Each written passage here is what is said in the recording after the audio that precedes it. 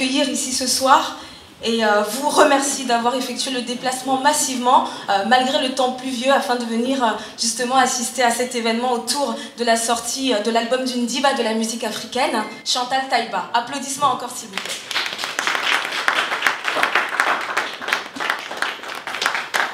Alors, pour la suite du programme, je vais vous laisser...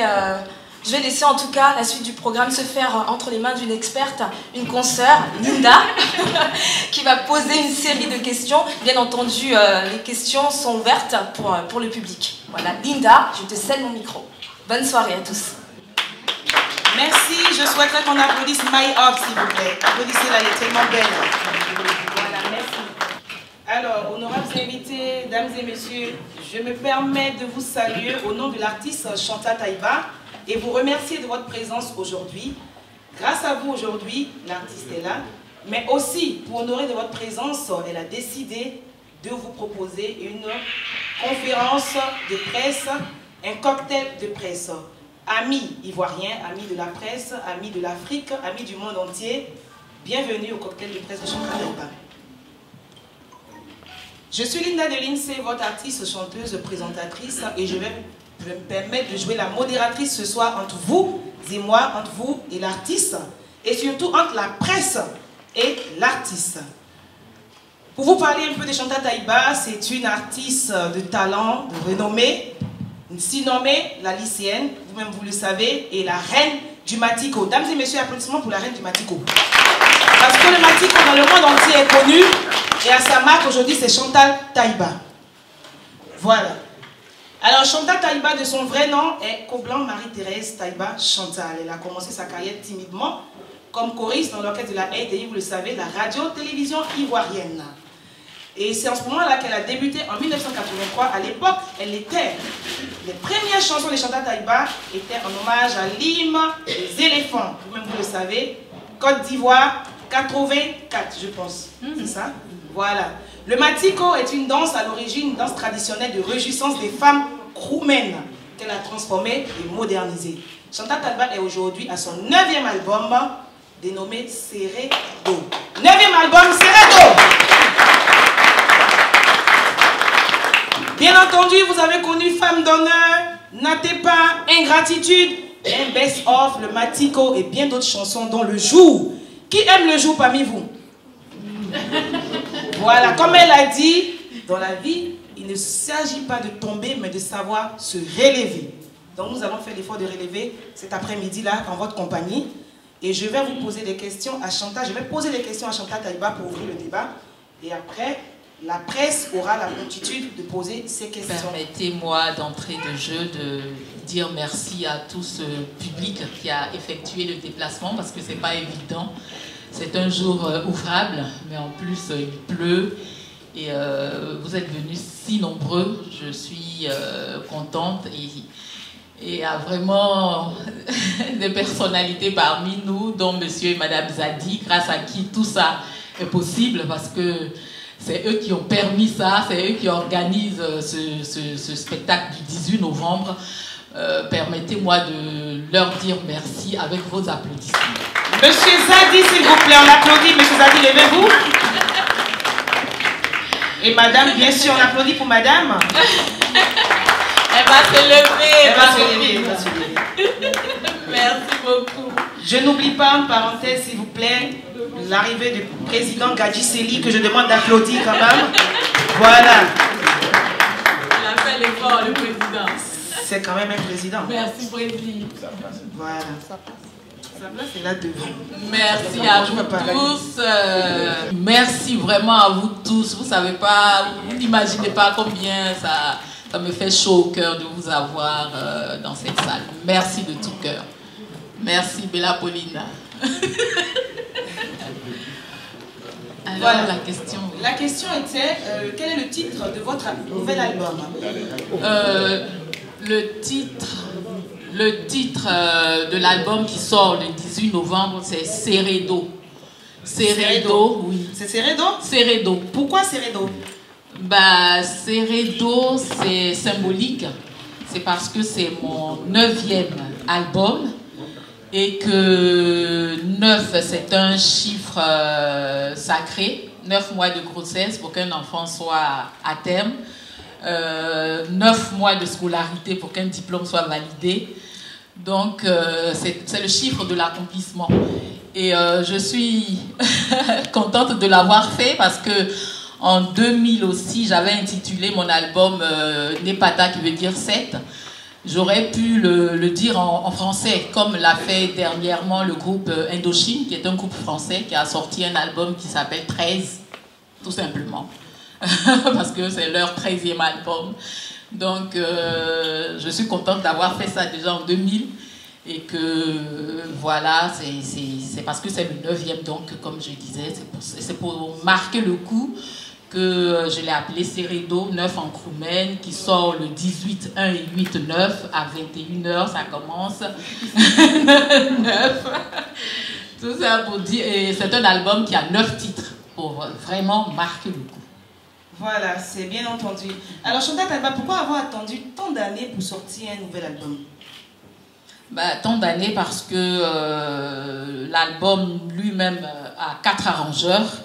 Il y a Serge Benoît avec qui j'ai commencé à Abidjan, David Tayoro aussi à Abidjan. Je suis venue en France retrouver Malou Lima et Freddy Assoba. Mais entre-temps aussi, j'avais un petit souci de... Enfin petit. J'avais un souci de jambes fracturées, donc ça m'a un peu retardé dans l'accomplissement, enfin, dans la finalisation de cet album, mais finalement, voilà, tout va bien, l'album va sortir, il n'est pas encore sorti. Il sort le 18 novembre, justement. Voilà, 18 novembre, on vous attend pour le concert, c'est à 21h, donc 21h09. Oui. Toujours dans le chiffre Seredo, bien entendu. Exactement. Voilà. Chantal Talba, vous avez dans vos différents albums différents registres. Comment on peut définir votre style musical? Au départ, j'ai été formée comme chanteuse de variété à l'orchestre de la RTI. C'est-à-dire que je peux chanter dans tous les registres, que ce soit du blues, que ce soit du gospel. Je ne suis pas une chanteuse mais j'ai voulu apporter quelque chose de nouveau en modernisant le matiko, qui est une danse et une façon de chanter des femmes kroumen, de la région d'où je viens. Quand la récolte est bonne, que les femmes viennent des champs le soir, elles se mettent ensemble, chantent et dansent le matiko. J'ai trouvé cela tellement original que j'ai voulu faire découvrir cette façon de chanter et cette danse-là à un plus grand public. Mais en dehors du matiko, je chante un peu dans tous les registres, je vais dire. On a bien remarqué. Voilà. Merci. Quelles sont vos sources d'inspiration, Chantal Talba? La vie, comme je dis toujours, la vie avec un grand V.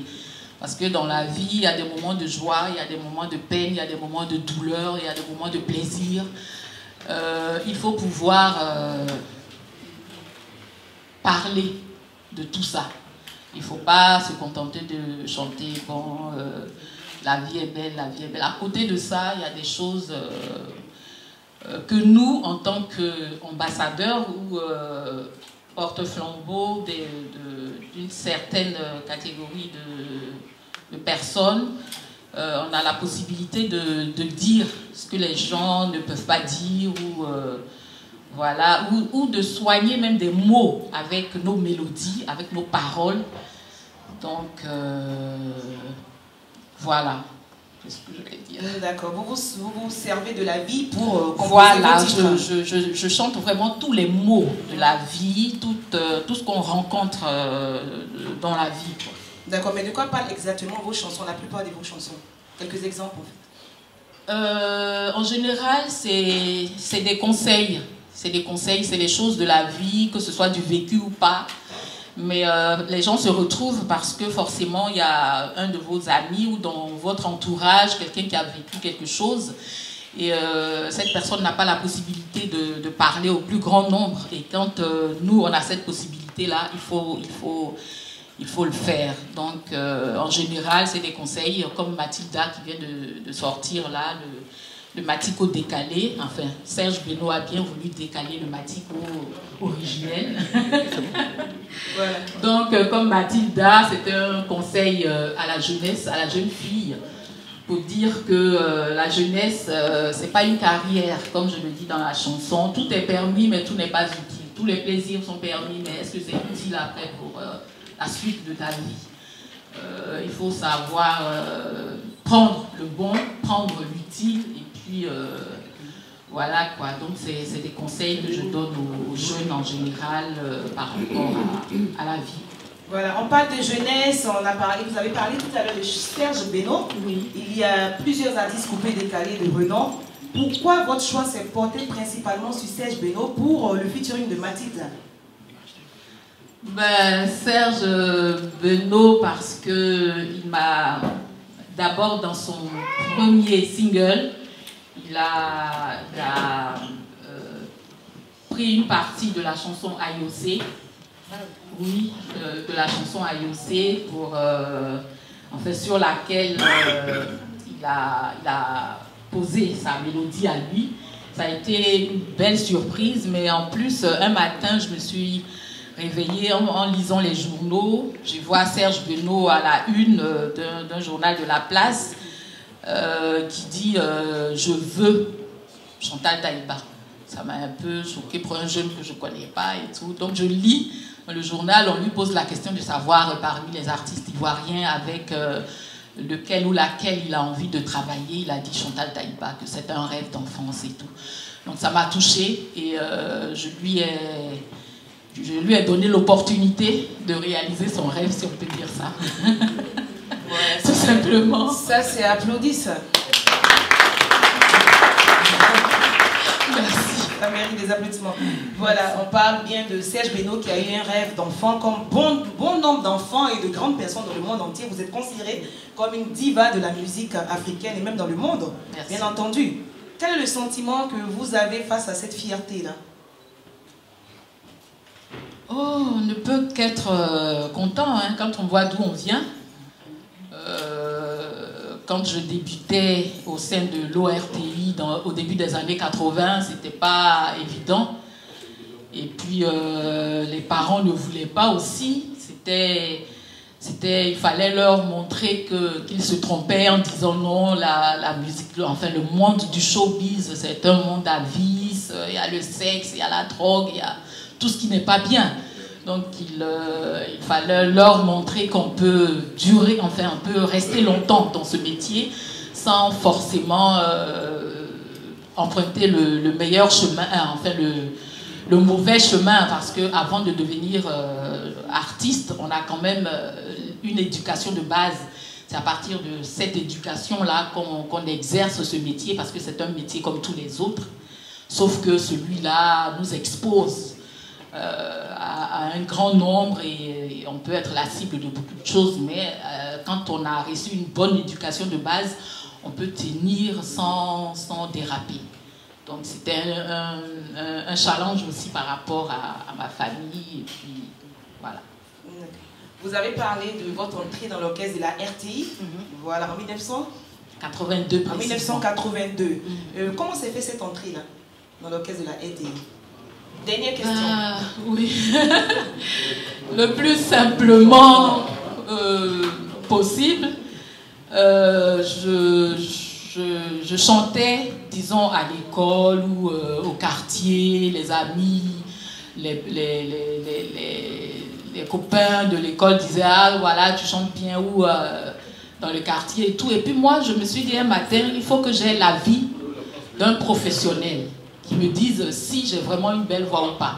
Donc en fait, je partais à l'orchestre de la RTI pour avoir l'avis des professionnels qui étaient là-bas, parce que la plupart des musiciens à l'époque à l'ORTI étaient professeurs à l'INA, qui est devenu l'INSAC après. Donc je suis partie vraiment comme ça, sans vraiment y croire. Et à Salé Peste, Paix à son âme, Paul Nemelin, Yao Mao, Eugène, Afriloué, tout ça, ces éminents musiciens, ils m'ont fait passer un casting, ils m'ont demandé de chanter, j'ai chanté, puis ils étaient contents, quoi. Ils disent, mais attends, tu es jeune, tu chantes bien. Et puis, ils m'ont dit, bon, il y a un casting qui se prépare bientôt avec le chef Mamadou Ben Soumaoro, paix à son âme aussi. Et ce jour-là, je suis venue avec Nayan Kabel et une dizaine de chanteuses. Il fallait passer le texte et puis voir si on pouvait être embauché ou pas. Et devant le boss, comme on l'appelait, M. Ben Soumaoro, on avait toutes les deux peur avec les autres. Et on a passé le casting, on a interprété les chansons et à la fin, il a dit Nayan Kabel et Chantal Taïba sont retenus. Aussi simplement, c'est pas que j'ai été pistonnée ou je connaissais quelqu'un, non, ça, je pense que c'était ma destinée. Et voilà, ça s'est fait le plus simplement possible. Voilà, merci. Sous vos applaudissements, je vais vous demander de remercier Chantal Taïba d'avoir répondu à cette première partie de questions. Je suis arrivée en France en 2013. Comme je l'avais dit un peu plus tôt, je suis restée d'abord pour des raisons de santé, pour faire la rééducation de ma jambe qui était fracturée pendant la crise. Et voilà, et puis après, je suis restée pour des raisons de vie privée dont on ne va pas parler. Et je suis là, je m'y plais. Le proverbe, vous savez, c'est que chacun l'explique à sa manière. Donc, c'est selon l'angle sous lequel on voit le proverbe qu'on l'explique. Donc, moi, je peux pas vous dire, voilà, c'est par rapport à ça. C'est pour que chacun l'applique aux situations qu'on vit, que chacun vit. Donc, voilà, je pense que vous-même qui posez la question, monsieur le journaliste tchadien, si l'éléphant vient détruire votre champ la nuit, vous n'allez pas combattre avec l'éléphant. Vous allez lui laisser le champ et puis fuir. Par rapport aux situations qu'on vit, il y en a qu'on ne peut pas vraiment combattre. On est obligé de partir, de laisser les choses se faire. Je ne peux pas l'expliquer parce que vous ne savez pas la situation dans laquelle j'étais quand je composais cette chanson. Donc, et chacun peut l'appliquer à sa vie, à la situation qu'il vit. Merci pour la question. Il n'y a pas de raison que je ne reparte pas en Côte d'Ivoire. L'album sort le 18 novembre. Si tout va bien, après Paris, je suis, je ne dirais pas obligée, mais je vais partir à Abidjan pour continuer la promo là-bas et dans les autres pays africains qui m'ont adopté depuis le début. Et ma façon à moi de parler au cœur des Ivoiriens, c'est à travers les chansons, à travers les conseils, les encouragements, comme je l'ai toujours fait depuis le jour qui est sorti il y a 17 ans, mais jusqu'à présent, il y a des gens qui m'écrivent ou qui m'accostent pour dire vraiment dans cette chanson, tu as les paroles qu'il faut pour remonter quelqu'un qui est vraiment faible moralement, spirituellement et tout. Donc, il n'y a pas de raison que ça s'arrête, ça va continuer. L'inspiration, est-ce qu'on peut l'expliquer? Comme on l'appelle, c'est une chanson, c'est une œuvre de l'esprit. C'est quelque chose qu'on ne peut pas vraiment expliquer. Tu es là, une mélodie te trotte dans la tête, des paroles ou un mot qu'on dit te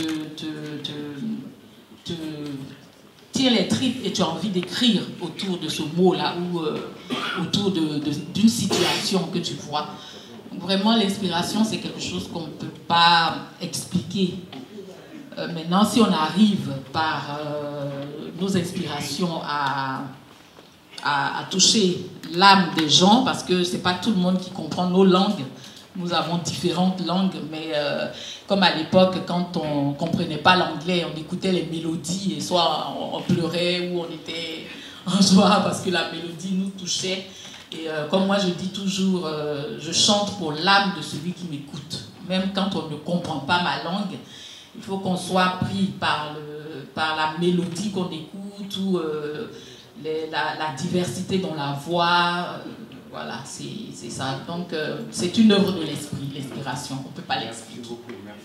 C'est une soirée dédicace. C'est pour ça qu'on l'a bien précisé sur les affiches. Parce que présenter un nouvel album, c'est rester fidèle aux sonorités du studio. Si tu viens présenter un nouvel album avec du live et que le jour-là, le son n'est pas comme il faut, les gens partent déçus. Ils ne jugent pas le travail qui est fait sur l'album, mais ils jugent la prestation cette soirée-là, ce jour-là. Donc c'est un gros risque pour présenter un nouvel album de le faire en live. Mais ceci étant, le live, c'est quelque chose que j'aime bien, j'aime beaucoup même, je dirais. C'est à cette école-là que j'ai été. Donc le live ne me fait pas peur, mais c'est pour rester fidèle à l'esprit de l'album qu'il faut le présenter tel quel. Et maintenant, si les gens l'apprécient, après, on peut programmer un concert live et les gens connaîtront les chansons qui sont sur cet album et on pourra les chanter ensemble à un concert normal. Mais là, c'est une soirée dédicace. On peut l'applaudir encore plus fort, s'il vous plaît, Chantal Taïba. Alors, c'est très difficile d'avoir une sommité pareille à nos côtés sans dire merci à la puissance de l'Afrique, parce que Chantal, on ne demande pas l'âge des dames, a été l'éclat de tout un continent pendant plusieurs générations.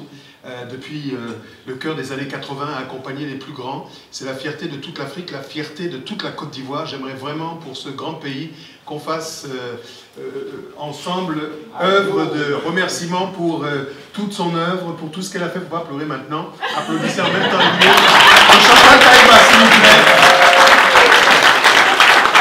Remercier toutes celles et tous ceux qui sont venus. Il y a plein de... C'est un proverbe, c'est Mewe un jour qui disait que « Ah, tout le monde est venu, j'ai cru que c'était mon enterrement. » Mais en fait, c'est parce que vous êtes formidables. On salue Annie-Flo Bachileli qui est là. Une pointure de j'aime beaucoup sa voix. Voilà. C'est ça la fraternité. Tous les Akpani de Côte d'Ivoire, on ne les salue pas parce qu'ils se connaissent. Ils vont se reconnaître. Le chef d'entre eux, c'est Gadji. C'est lui-même, il s'est mis au premier rang haut. Chaussures cirées, bien pointées. Comme d'hab. Il peut payer nos loyers avec juste sa chaussure. Juste sa chaussure. Gadji s'est dit, on vous remercie vraiment toutes et toutes. C'est ça, hein? Merci. Donne-moi 2 minutes pour te dire merci à Mobé Mévégué. À Mobé Mévégué. Grand journaliste sur la place, c'est pour lui. La télévision YouBiz News, qui est sur le câble, c'est dans ces locaux que nous sommes ici. Il est humble, hein, mais c'est un grand monsieur. Il est sur TV5 Monde, il est sur France 24. Voilà, c'est Amobé Mévégué. C'est pas moi qu'on enterre aujourd'hui. Il y a plein d'autres grosses légumes qui sont ici, les cylindrés. Il y a un grand monsieur ici qui est là. Il y en a d'autres. Hein. Abou est là, on le salue. François Kensi. Ceux que j'oublie, il faut me pardonner. J'aimerais saluer la présence de quelqu'un. Papa Wemba venait ici. On s'asseyait souvent pendant les 2 dernières années de sa vie. Je parle sous le contrôle de Nicole Sa. Yosundour viendra ici prochainement. On a la chance d'avoir quelques doyens qui nous accompagnent, parmi lesquels l'une des plus grandes figures vivantes de l'Afrique de l'Ouest, qui a porté très très longtemps les couleurs des musiques lusophones. Il est là, c'est Sido. C'est un grand monsieur, je vous demande de l'applaudir bien bien fort. Sido Nio de Guinée-Bissau. Il a fait le déplacement.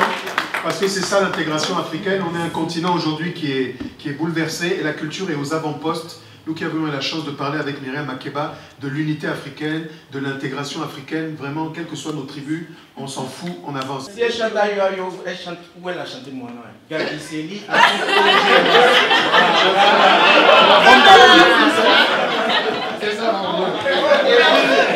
Merci. Ok, on chante ensemble pour se dire au revoir, merci à tous. On se retrouve à côté, ne partez pas à la maison. Donc vous répondez Ayosé. Ayo, ayo, ayo. Ayosé. Ayo, ayo, ayo. Ayosé. Vous êtes formidables.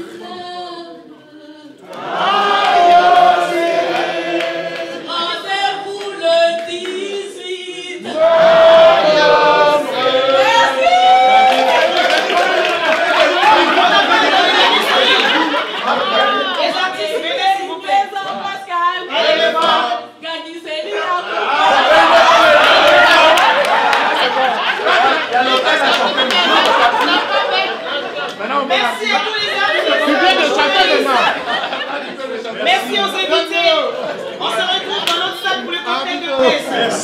Sofa, merci à tous les autres artistes qui ont participé. Merci à